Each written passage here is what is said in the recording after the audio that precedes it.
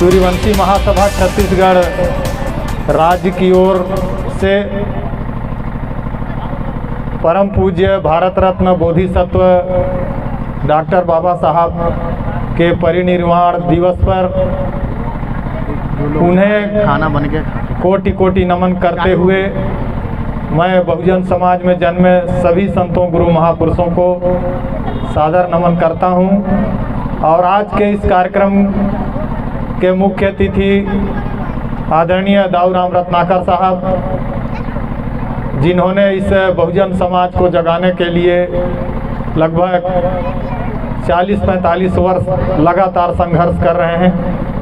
साथ में पदम आदरणीय रमेश जाटवर साहब बालकों में नौकरी करते हैं और नौकरी करने के बाद जो भी समय बचता है उसमें अपना समय लगा के, पैसा लगा के इस बहुजन समाज को सभी संतों गुरु महापुरुषों के द्वारा जो दिखाया हुआ मार्ग है उस ओर ले जाने का निरंतर उनका प्रयास है। आदरणीय बहन अमृता मिलन जी, आप एक महिला होते हुए भी अपना पूरा समय घर के काम के बाद का जो समय है इस समाज को उन महापुरुषों के बताए रास्तों पर ले जाने के लिए हम सबको प्रेरणा देने का काम पूरे छत्तीसगढ़ में करती हैं। इसके अतिरिक्त हमारे बीच में सभी कोरबा जिला से आए, सूरजपुर, बलरामपुर, अंबिकापुर, कोरिया एवं एमसीगी जिला से आए सभी हमारे महासभा के पदाधिकारीगण, ग्राम कदरेवा के इस कार्यक्रम के आयोजक साथीगण, साथियों, अभी जितने लोग हम लोग इधर बैठे हैं हम सब का नाम अलग अलग है, हम सबको अलग अलग नाम से जाना जाता है, लेकिन हम लोग हैं सब एक ही परिवार के लोग, एक ही माँ बाप के औलाद हैं। उसी तरह सूर्यवंशी महासभा के नाम से आप लोग ये मत समझ लीजिएगा कि ये एक जाति की संगठन है।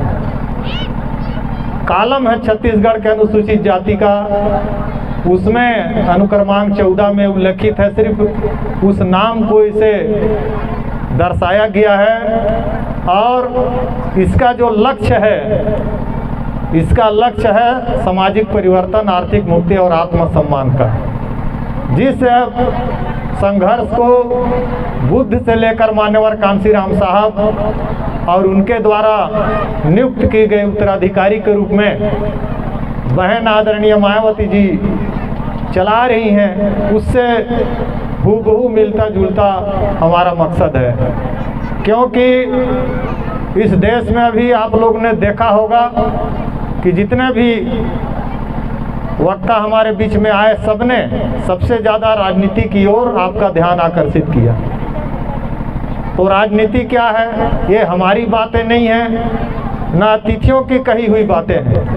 ये तो बाबा साहब ने ही कह के गया कि पॉलिटिकल इज द मास्टर की, राजनीति वो मास्टर चाबी है जिससे आप अपने हाथ में लेकर अपने तमाम समस्याओं को दूर कर सकते हैं। आपके सारे समस्याएं अगर कहीं से दूर हो सकती हैं, कोई अगर माध्यम है, कोई साधन है, कोई उपाय है, कोई इलाज है, तो वो सिर्फ और सिर्फ राजनीतिक चाबी ही है।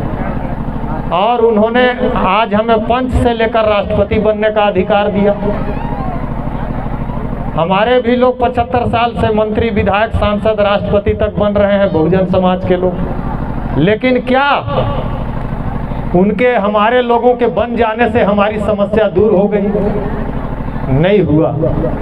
हमारी समस्या ज्यों की त्यों है, चाहे वो गरीबी की समस्या हो, बेरोजगारी की समस्या हो, जातिवाद की समस्या हो, सारी समस्याएं जीवित हैं। तो इसलिए बाबा साहब अम्बेडकर ने अपने ज़माने में ही हम लोगों को वोट देने के अधिकार के बाद उन्होंने हमारे लिए राजनीतिक रास्ता भी तय किया।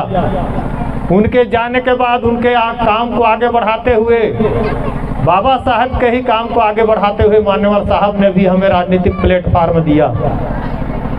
और आप लोग को ये जानना होगा कि जब मान्यवर साहब का आंदोलन इस देश में चला जब वो हमारे दबे कुचले लोगों को, इस देश के बहुजन समाज को राजनीति की ओर ले जाने के लिए जब संघर्ष किए, तब जाके इस देश में हमारे आपके लिए जो अधिकार बाबा साहब ने संविधान में दिया है, उस अधिकार को दुश्मन न चाहते हुए भी लागू करने के लिए मजबूर हुए।